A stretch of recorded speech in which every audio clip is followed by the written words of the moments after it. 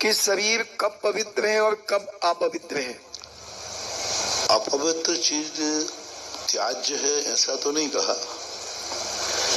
यही अपवित्र जो है खाद होता है। खाद अपवित्र है, अशुद्ध है, लेकिन वही खाद यदि खेत में डाल दिया जाए तो फसल के लिए कई गुना बढ़ा देता है, कई गुना बढ़ जाता है। खाद करने से कितना स्वयं में अशुद्ध है, गंदा है, लेकिन यदि खेत में पहुंचा दिया जाए तो फसल को कई गुना बढ़ा देता है। इसी प्रकार शरीर गंदा है, लेकिन यदि इसे धर्म की खेती में संपर्क करा दिया जाए तो यह आत्मा की खेती को कई गुना बढ़ा देता है। 12 भावना में एक पंक्ति आई, काना पौड़ा पड़े हाथ या चूसे तो रोवे, फले अनंत जो धर्म ध्यान की भूमि विषय होवे। काना पौड़ा होता है, काना पौड़ा का अर्थ होता है जहाँ वो गांठ होती ना, वो गांठ में रस नहीं होता है, गंडी होती, गंडी में गांठ आती है, वहाँ एक छोटा सा फीका निकला रहता है। उस चूसोगे तो चूसे तो रोवे, क्योंकि वो कोई रस ही नहीं निकलता और स्वाद ही नहीं रहता।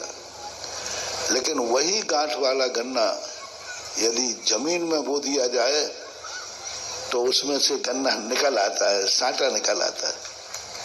इसी प्रकार से यह जो शरीर है ये काना पौड़े के समान है।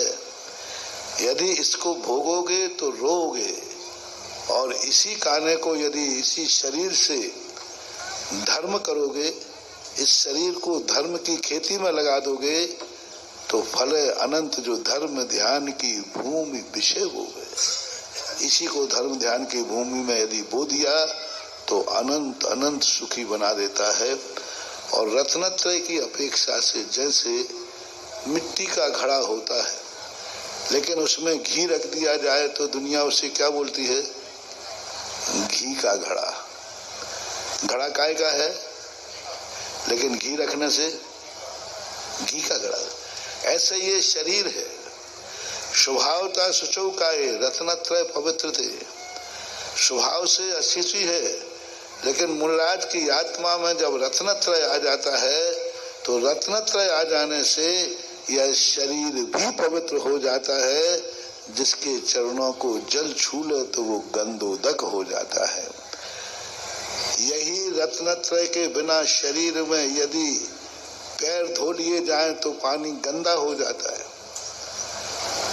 इसी चरणों से, इसी शरीर से, इसी शरीर को यदि जल से धोया जाए तो जल गंदा हो जाता है।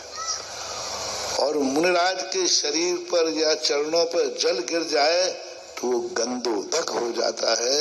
ये रत्नत्रय की विशेषता है। जैसे मिट्टी का घड़ा घी रखने से घी का घड़ा हो गया, इसी प्रकार इस घड़े में रत्नत्रय आने से यह अशुचि शरीर भी पवित्रता को प्राप्त हो जाता है।